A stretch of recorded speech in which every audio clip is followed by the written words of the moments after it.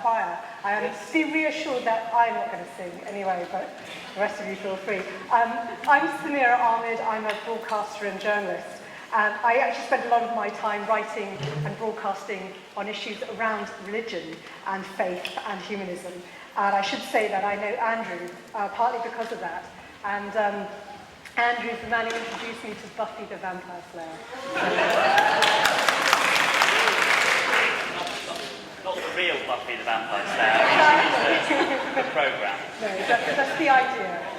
So we're here to discuss the ideas around the 20th century Enlightenment, threats and promises, which sounds a bit vague and philosophical, but I'm hoping it will be a discussion full of ideas, very much set in the now.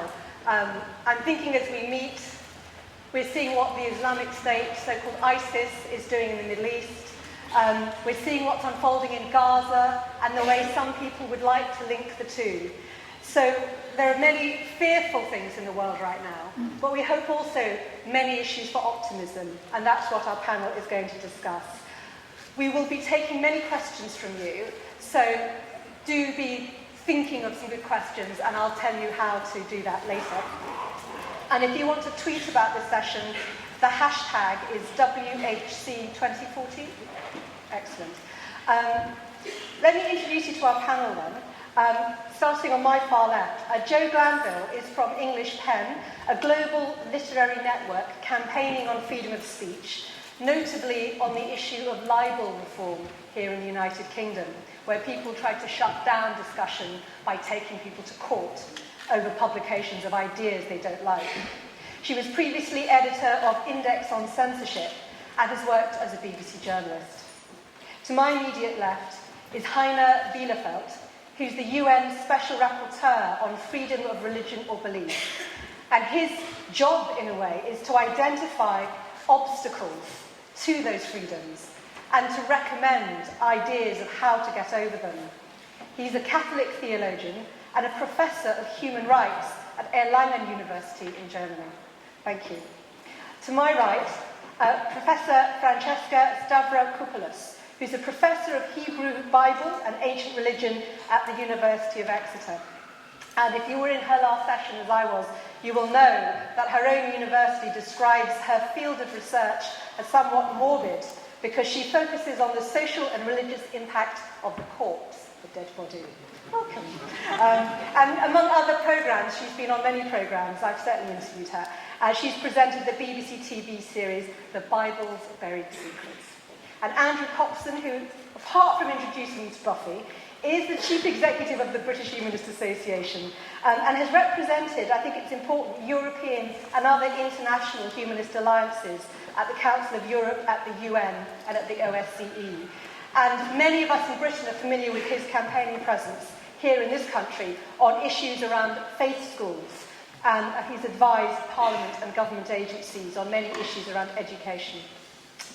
So I want to start by asking each of you to outline, just in a minute, no more really, your view of the one big threat, but also the one big promise on the idea of an enlightenment now. Jo.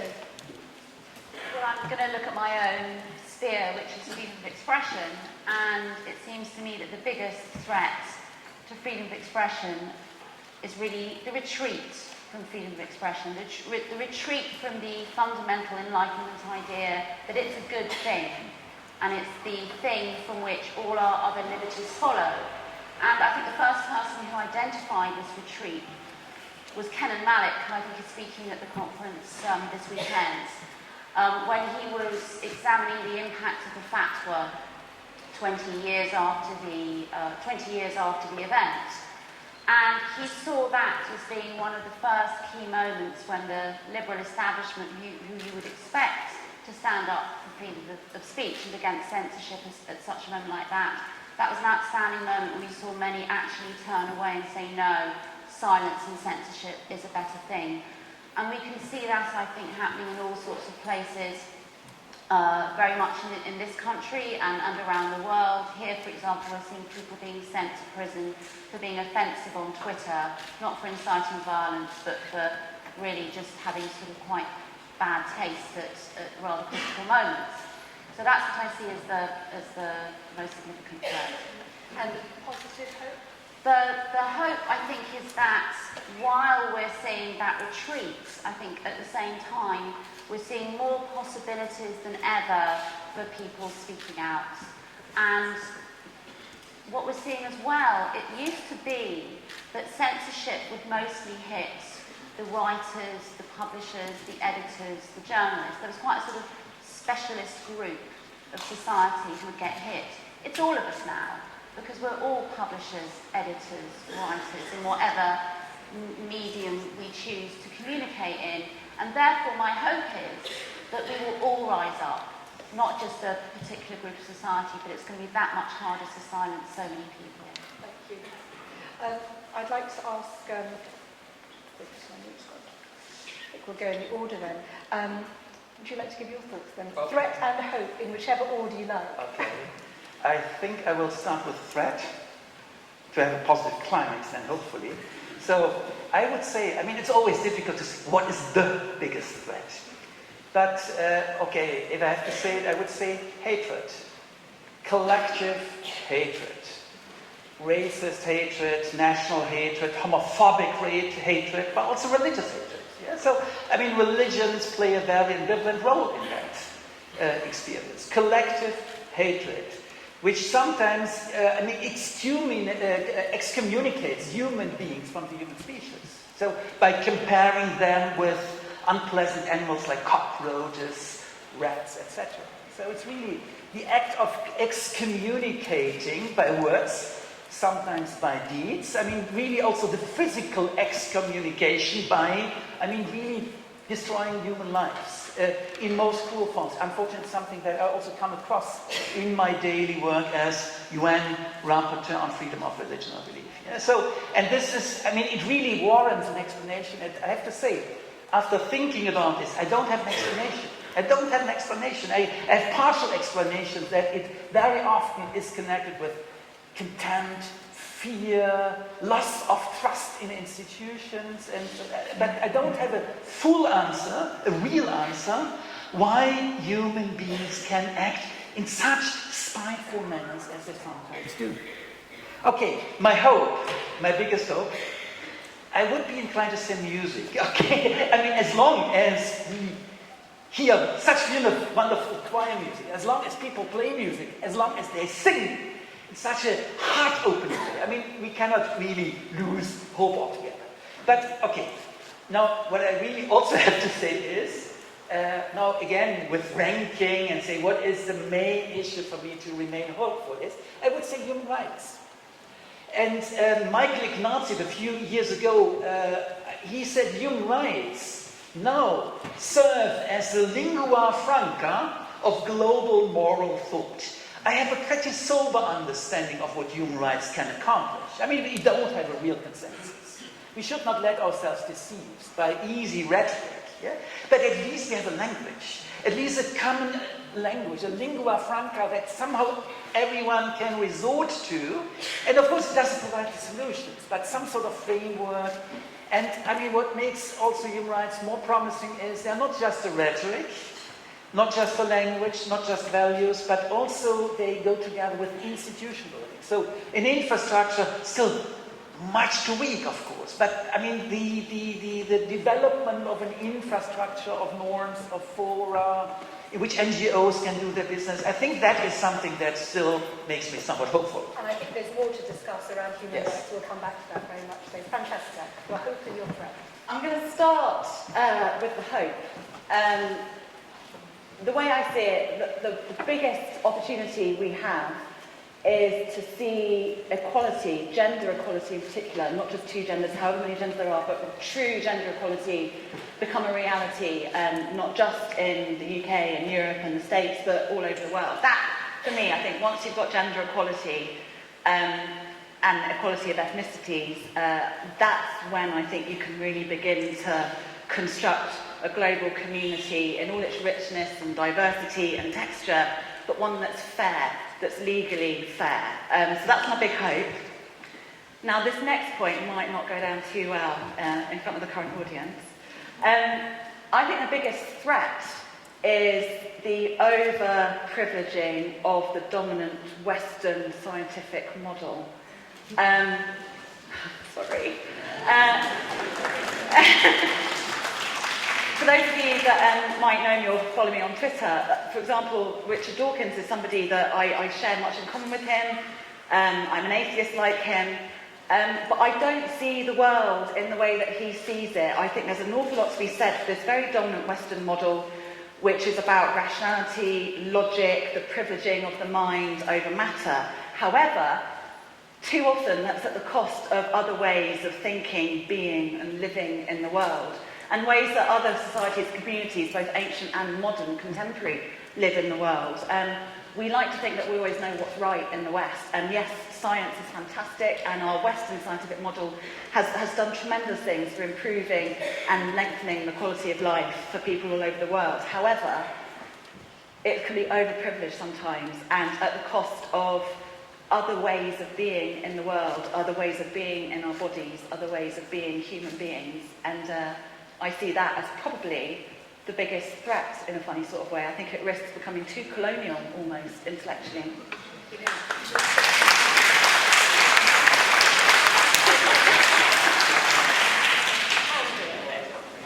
My biggest threat is a threat to human rights. I agree that human rights offer the only plausible framework for improving really the condition of everyone on the planet. But I think that a threat to human rights that is increasingly prominent, and this draws on the experience of IHU in international institutions, a threat that is increasingly prominent is the idea that human rights are not universal values, but instead are a sort of Western values that are being imposed on the rest of the world. Increasingly, when there's talk of alternative human rights being drafted by Islamic states for the Islamic world, sort of Islamic human rights, or when there is similar talk in other parts of the developing world, I think there's a challenge, a threat to the universalism of those rights and values, which is a very significantly increasing threat.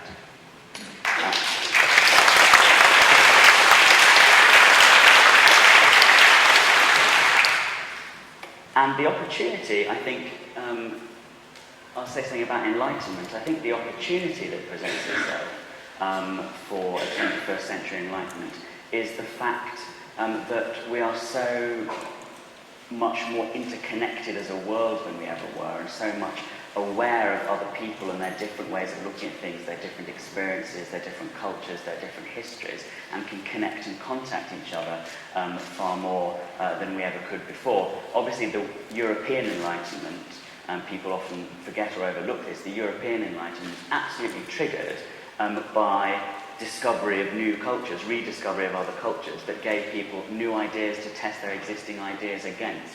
New ideas because they found the other ideas were better or were good. And previous enlightenments in the history of humanity, like in the medieval Arab world or in the ancient world, similarly triggered by those opportunities to encounter difference and to engage with it. And I think when you have that, thoughts genuinely are free, as we were hearing earlier, and I think that's a massive opportunity for the world today. And I think it's actually going to swamp the threat that I mentioned in the long term. Well, I want to ask a few questions based on what you've all raised before opening it up to questions from the audience here. And this idea of the Enlightenment, and as Francesca said, this idea that perhaps it's a Western view being imposed, a Western historical view. I think it's interesting that even at the time of the Enlightenment, these were cultures that could justify slavery and colonialism and women being regarded as inferior, at the same time as all these wonderful ideas about democracy and human rights were being put forward. And I think there might be a parallel. I wanted to ask your opinions. I have heard, for example, in Britain, British-born, educated young Muslim women rationalise, and through their education, why they've chosen to wear a full face veil, why polygamy might be a good idea, why Sharia law can be a good idea. And it's this strange use of the freedoms brought about through the Enlightenment, yet existing within frameworks where everyone is able to rationalise inequalities at the same time. And I wonder if that challenge is the same today. I don't know who wants to take that first. Do you want to go with that first? Okay, maybe I would like also to take up what Andrew said a minute ago about challenges to universalism. I fully agree. I mean, it's a real threat, and I mean, it comes up again and again in ever new disguise. Now, for instance, the most recent initiative, it's not by Islamic states and by Asian states, but by Russia. Traditional values. Yeah? So, I mean, trying to implant within the midst of the human rights discourse something like traditional values that no one has ever defined, yeah? Thereby creating grey zones. Simply grey zones in the midst of the human rights discourse itself. Traditional Russian values, though. It's totally unclear. If you read the text, they look pretty innocent, but I mean, the context is less innocent than the text. Yeah. So, and in that debate, I really would say, I mean, one has to see the context. Yeah. So, and especially, it's certainly a rollback in terms of gender issues. You see that in the midst, and that's why it's so important. I started with human rights being a lingua franca, but it's important also to have a clear concept, not just a rhetoric. And one way also of undermining universality of human rights is by claiming a Western heritage that somehow brings together the points that you both raised. I mean, if you take seriously, all human beings should have respect for their basic rights, finally for their dignity, human dignity, just because they're human beings. I mean, then all the questions of the Genesis should be questions of second order, if at all. Yeah, so really, I mean, all these questions, does it come from the Magna Carta? I mean, all these territorial claims, where are the origins? The roots of human rights. I mean, the roots are always rooted in a certain territory, and then, I mean, the very idea is already lost somehow. It's a particularization of the very idea of human rights. So it's not only happening under the auspices of Islam, I mean, certainly under the Cairo Declaration, hopeless. And the ASEAN Declaration also, my goodness, really reactionary.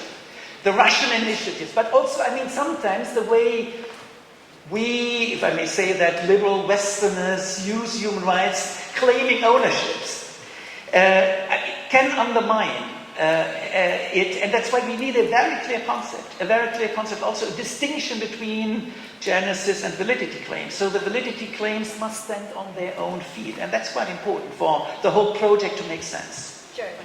Just one of the most interesting things that I've come across that sort of backs up what you're saying about the universal language of rights is that what I've seen with young activists from China to Cairo is that they are speaking the same language, and that what's really interesting is it's the Enlightenment via California, because it's that culture, it's the culture that created the internet that has really set so many young people on fire, and it's that combining with human rights. And so it's one of the most extraordinary things I found that to encounter particularly young people from all over the world speaking the same language, and I think that's a new phenomenon. I think that the use of that language, human rights language, by those activists is actually what helps to force the reaction from state authorities in Russia or elsewhere. They're then sort of saying, oh, look at this language, this is coming from the West, they're sort of trying to denationalise this activist base. And the traditional values example is a really good one, because then you get talk about Western NGOs coming in, and the state authorities in question are able to paint a picture, because those activists are using the language of human rights, that they're somehow sort of Trojan horse or a foreign implant in, the traditional, subverting the traditional values of the country. So it is good to have a lingua franca, but everyone has to think it's a lingua franca, and for as long as it looks a bit foreign or Western, it's going to be equally a problem that people are using that language as it is an opportunity, I think. And that comes back to your question, because you can misuse and abuse the ideas of human rights to make all sorts of cases that don't really stand up. Everyone knows their rights, in a sort of colloquial sense in Britain. And so if people are talking about, for example, using the language of human rights to defend their own choice to wear a veil or a burqa or whatever, that's one thing. But if they then start using that language to explain away cultures that might force women to do so, that's another thing. And too often those two different arguments shade one into the other. And that's happened in Britain, hasn't it, in the sort of debates that you've been involved in. And just before I bring it, how should humanists tackle that then? That when it starts to moved from being about an individual's right to assert their own choices about how they dress to, I mean, for example, in Britain we've had this whole concern over schools in Birmingham where it appeared that Islamists were pushing an agenda, and if you were a child in that school and you weren't conforming to those codes of dress, you might find yourself in a very difficult position. I think that humanists should, and I think they will, and I think they do, assert the freedom of the individual in those circumstances. I think they're going to say, I think we're all going to say, when you look at something like, and the school is a good example, so you have these people in that school who were saying that they wanted to have a more Islamic sort of ethos in the school because it was the culture of the people, of the majority of people who were going to the school. Well, firstly, it was the culture of their parents, which is quite a different thing from saying that it's necessarily the culture of the children. But also, it was ignoring the individual rights of the children involved. So I think the humanist case would say, what is this school for? It is here to give an education to these children.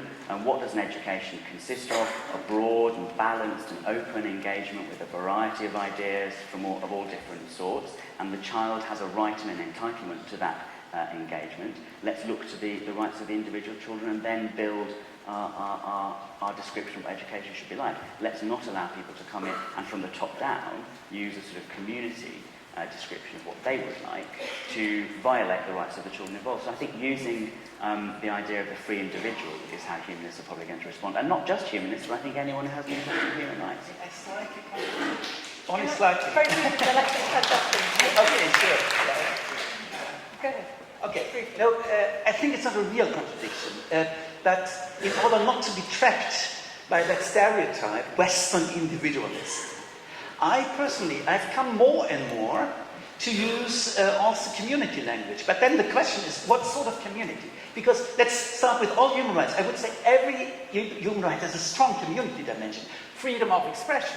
Of course, I mean, it requires some sort of discourse. I mean, we have a discourse here. I mean, you can't enjoy just for yourself. I mean, it would be a borderline experience. I mean, Plato said it's the discussion of the soul with the soul. Yeah, so the soul with herself somehow.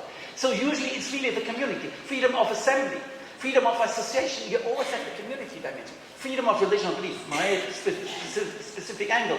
Freedom to have, to marry your own choice, your own spouse of your own choice. I mean, the community dimension is always pretty strong.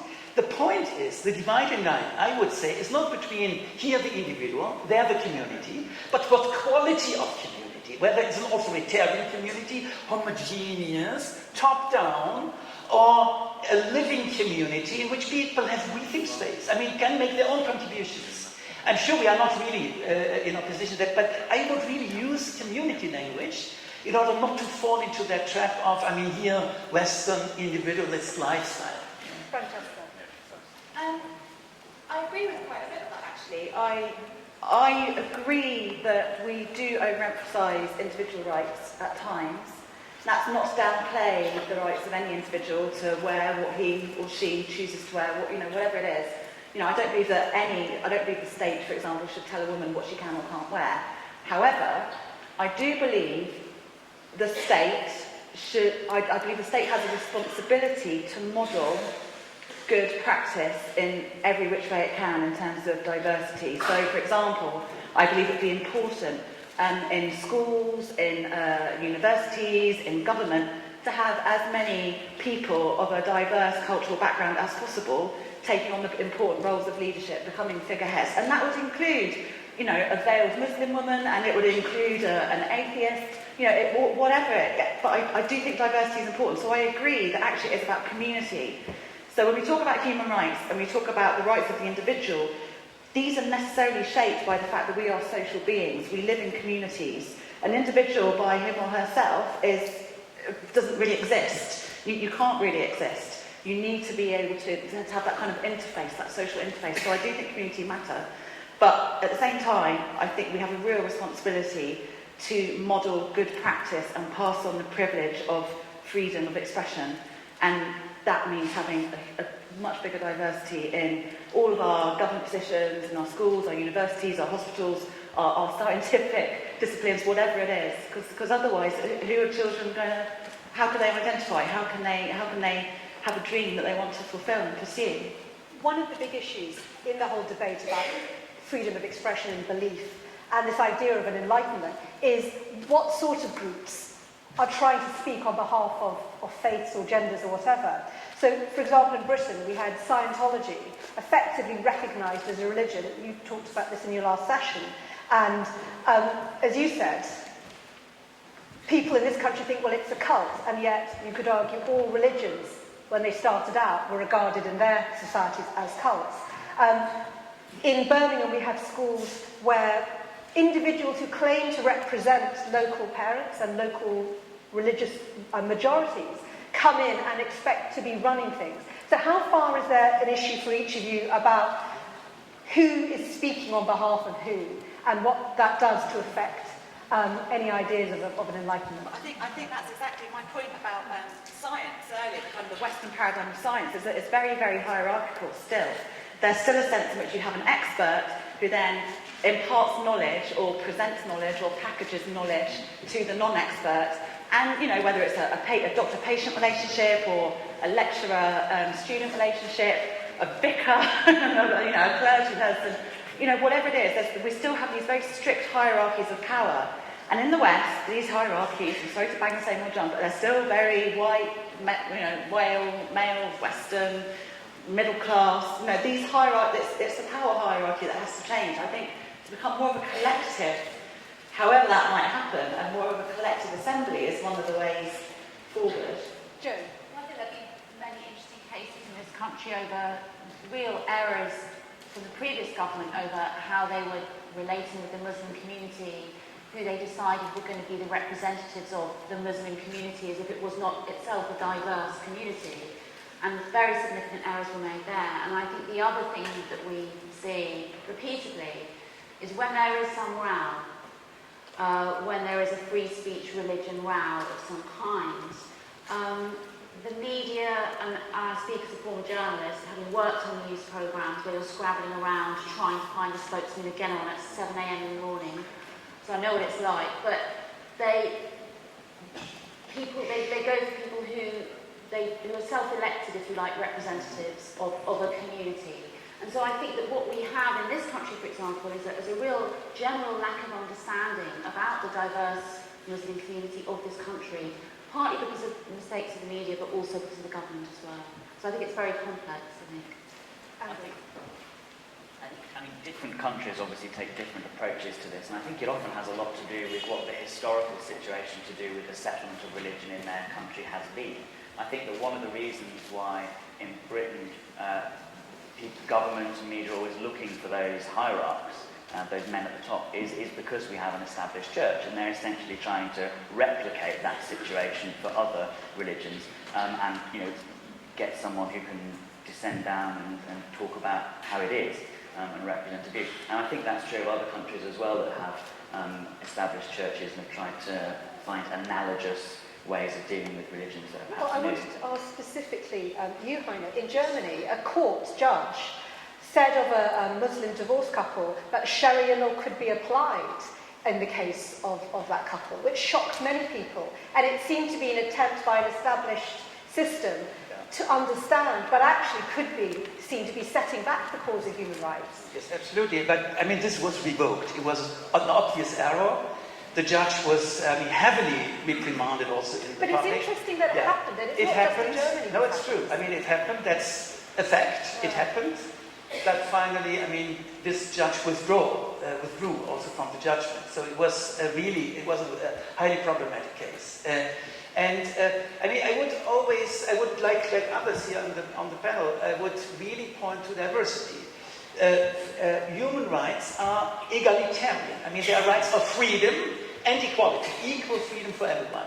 So it's equality, but it's a diversity-friendly equality. It's not sameness, and it's anti-hierarchical. So also freedom of religion or belief. I mean, the rights, which is where I come from, that's my mandate. Freedom of religion or belief does not privilege hierarchies. It's really, I mean, the starting point is the self-understanding of human beings, how they think they are. I mean, respecting their feelings, their self-identification in that broad area, not only of religion, but of thought, conscience, religion, and belief. I mean, that's a full title.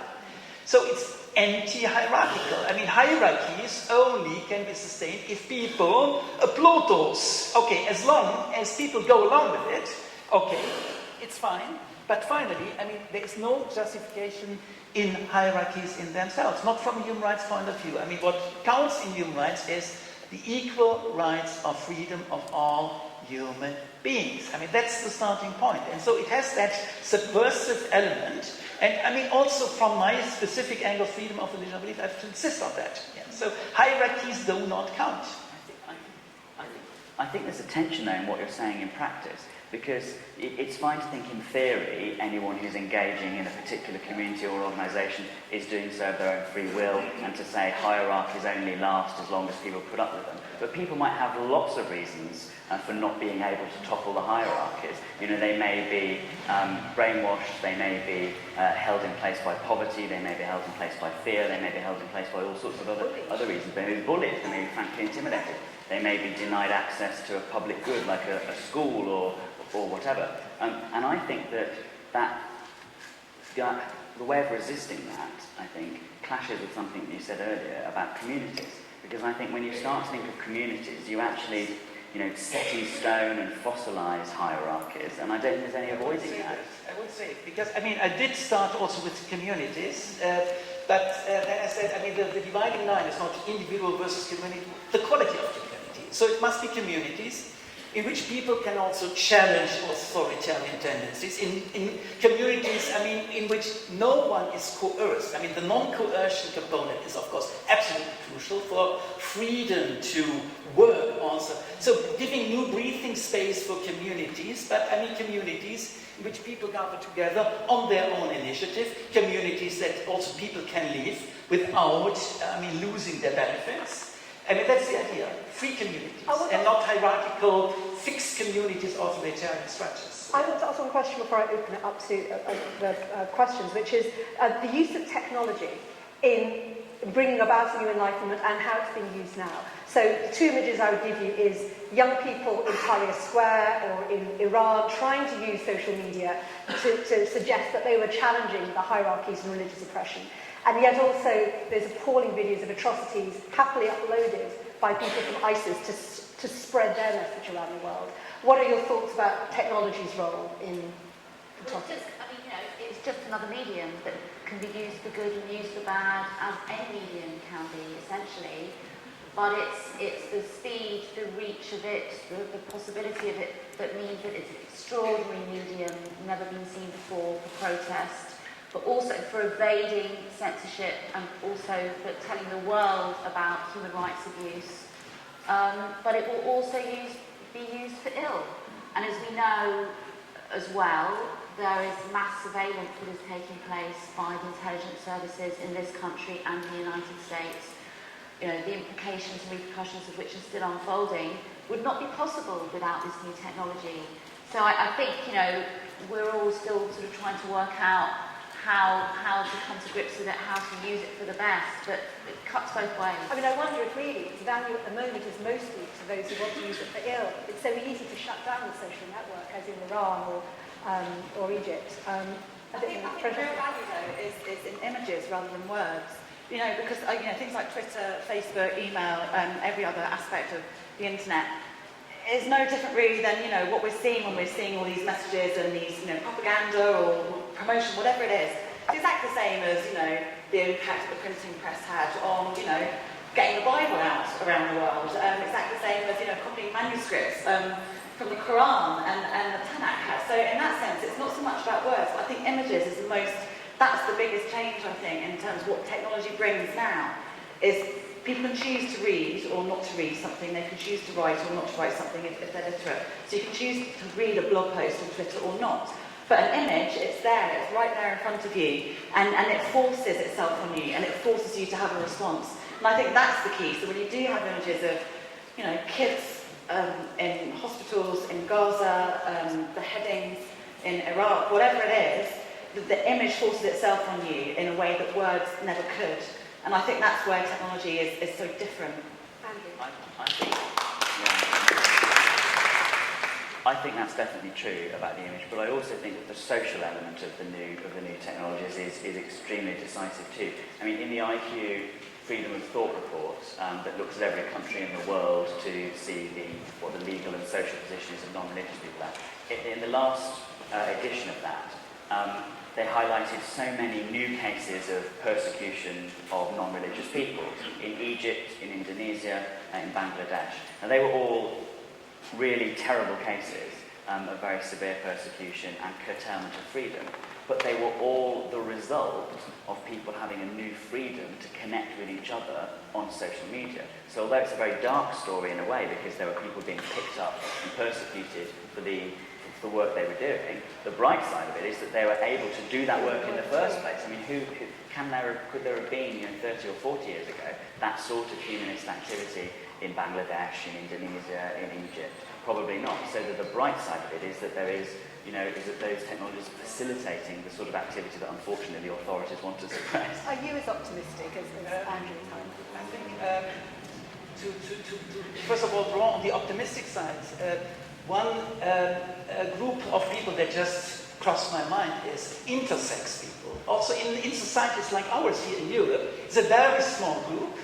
And now, I mean, maybe it's only through the social media that these people can actually meet. And they have tried to gather, I mean, in the internet, and also to voice their concerns in human rights language. It's a pretty new development. I mean, just imagine in a rural area, an intersex person growing up in a world in which, I mean, the first question whenever a new child is born is it a boy or is it a girl? And parents feel somewhat embarrassed about that. Yeah? So this child grows up in a world in which he or she somehow is not fitting. And now, I mean, now people are discovering I'm not the only one in the world. And just imagine that 10 years ago, many of those people, and the only in the world, not really fitting. And now, I mean, they discover there are others, maybe not even that far apart. It's a very good example. That is an example in which there are now people can come together who didn't have the chance to even realize there were others like themselves. I mean, the flip side is, of course, new forms of extreme sectarianism. I mean, the fragmentation, also bizarre groups meeting, which only like-minded would exchange something. It's not a real exchange. Well, so, yeah, and that's side, isn't it? And how far more paedophiles have been created because of the technology. Very interesting. Right, I'll tell you the political questions.